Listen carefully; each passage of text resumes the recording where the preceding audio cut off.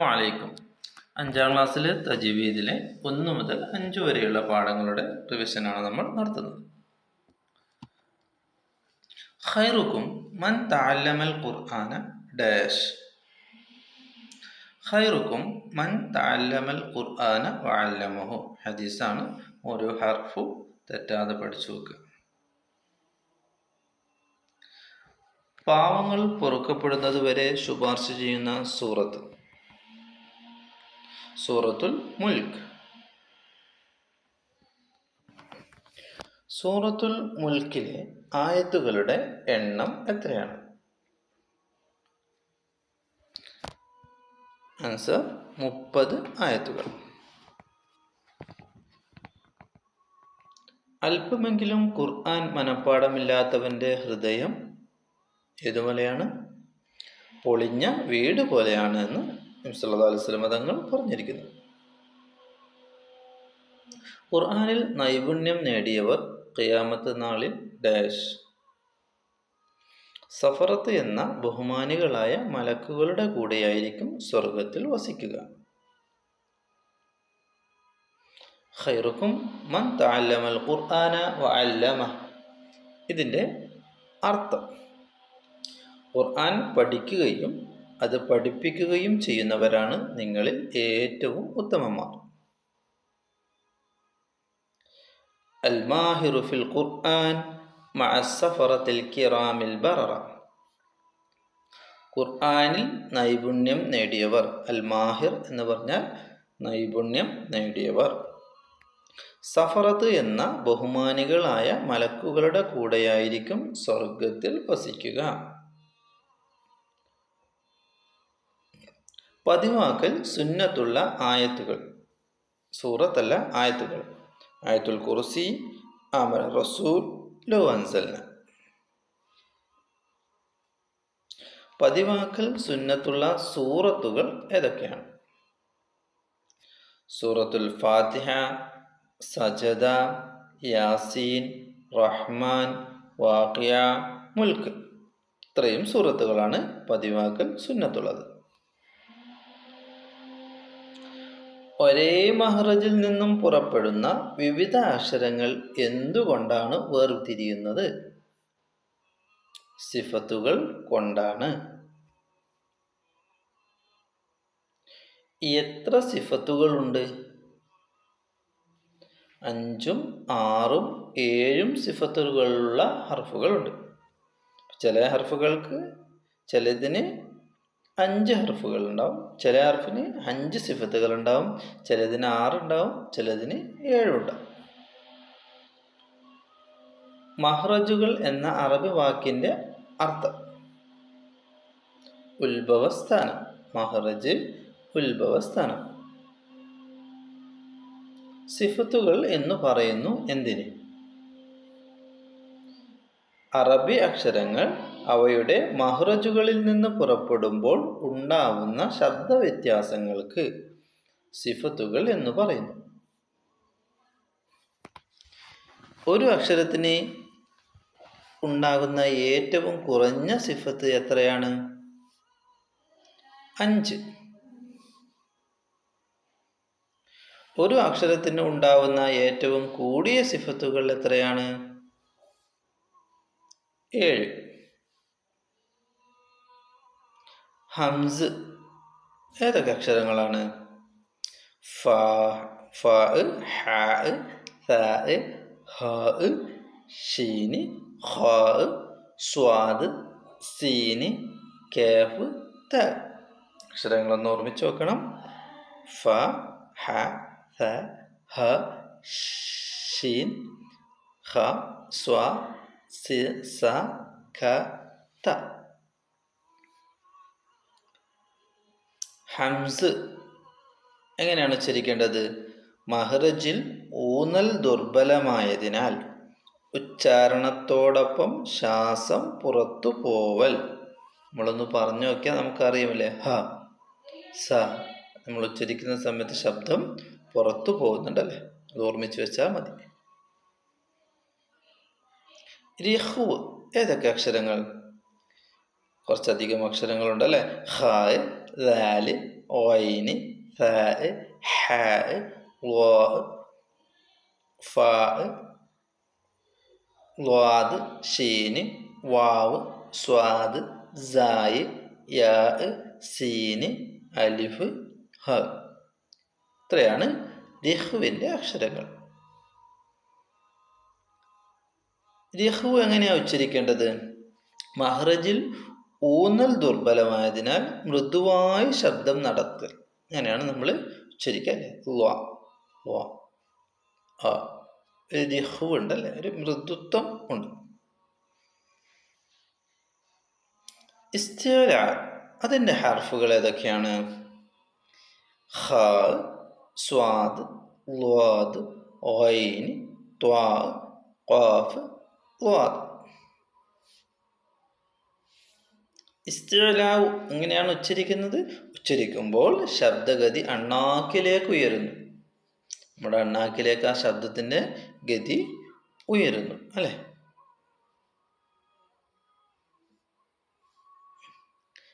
ഇത്ബാഖ് 4 ഹർഫ് മാത്രമേ ഉള്ളൂ. സ്വാദ്, ളാദ്, ത്വാ, ളാ.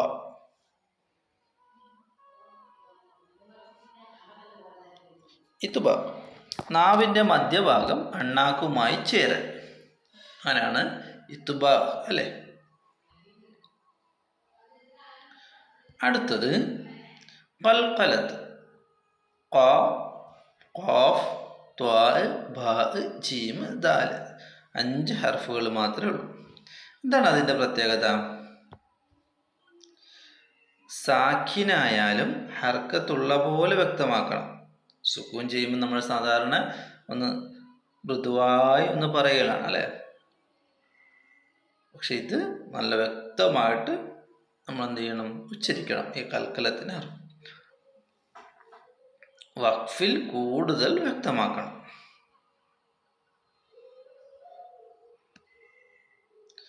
ഹാ ഉത്തഅനീസ്. ഹാകൾ 3 വിധമാണെന്ന് നമ്മൾ പഠിച്ചല്ലേ. അതിൽ ഹാ ഉത്തഅനീസ് ചേർത്തി ഓതുമ്പോൾ താ ആയിട്ട് ഉച്ചരിക്കണം, ഓതണം. വഖഫ് ചെയ്യുമ്പോൾ ഹാ ആയി ഓതണം. ഉദാഹരണം അൽ ഖാരിഅതു മൽ ഖാരിഅ. നമ്മൾ അൽ ഖാരിഅ അവിടെ നമ്മൾ വഖഫ് ചെയ്യുന്നുണ്ടെങ്കിൽ അവസാനം ഹാ ആയിട്ടാണ് മൊഴിയുക. ഇനി കൂട്ടി ഓതുമ്പോൾ ചേർത്തി ഓതുമ്പോൾ നമ്മളത് താ ആയിട്ടും മൊഴിയും. ഇങ്ങനെയുള്ള താനെയാണ് ഹാ തഅനീസ്. തഅനീസ് എന്ന് പറഞ്ഞാൽ പെണ്ണുങ്ങളുടെ താ എന്നാണ് ഉദ്ദേശം. നമ്മൾ സാധാരണ മുഅന്നസായ സ്ത്രീകളുടെ പെണ്ണുങ്ങളുടെ പേരുകളൊക്കെ എഴുതുമ്പോൾ അവസാനം ഒരു താ ഉണ്ടാവാറില്ലേ? അങ്ങനെയുള്ള താവിനെയാണ് ഹാ തഅനീസ് എന്ന് പറയും. തജ്വീദിൽ അതിൻ്റെ നിയമം ഇങ്ങനെയാണ്. ചേർത്തി ഓതുമ്പോൾ താ അങ്ങനെ തന്നെ മൊഴിയും. വഖഫ് ചെയ്യുമ്പോൾ ആ താവിനെ നമ്മൾ ഹാ ആയിട്ട് മൊഴിയും.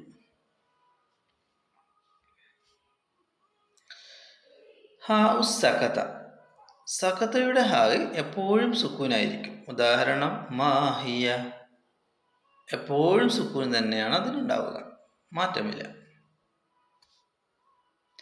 ഹാ ഉൽ ലമീർ.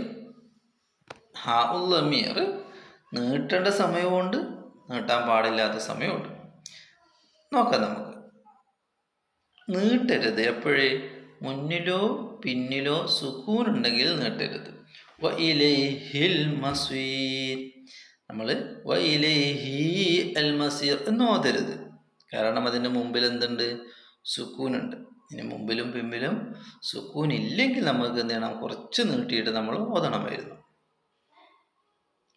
നമുക്ക് ഹാ ഉൽ ലമീർ ഒരു അലിഫിൻ്റെ ഖദർ നീട്ടണം.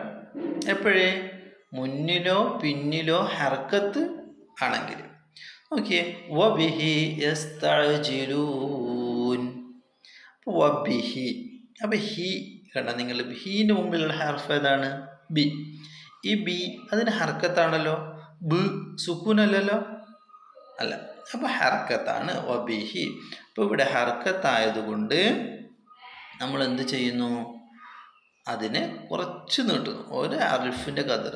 വബിഹി യസ്തഅജിലൂൻ. ഞാൻ നീട്ടാതെ ഓതാം. വബിഹി യസ്തഅജിലൂൻ.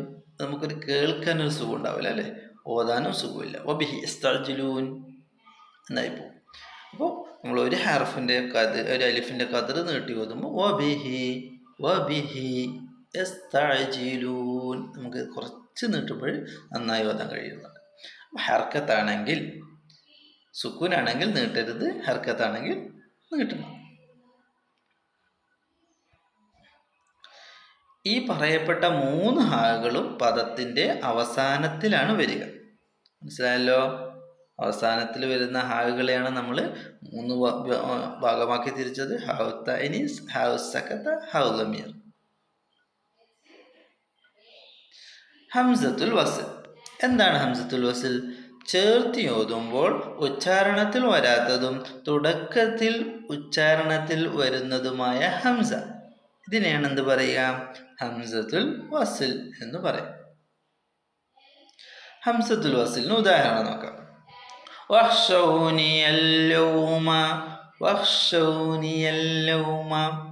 ഇവിടെ അല്യൗമ, ഈ അല്യൗമ എന്നുള്ളത് അത് മാത്രമാണെങ്കിൽ നമ്മൾ അല്യൗമ എന്നാണ് നമ്മൾ ഉച്ചരിക്കുക.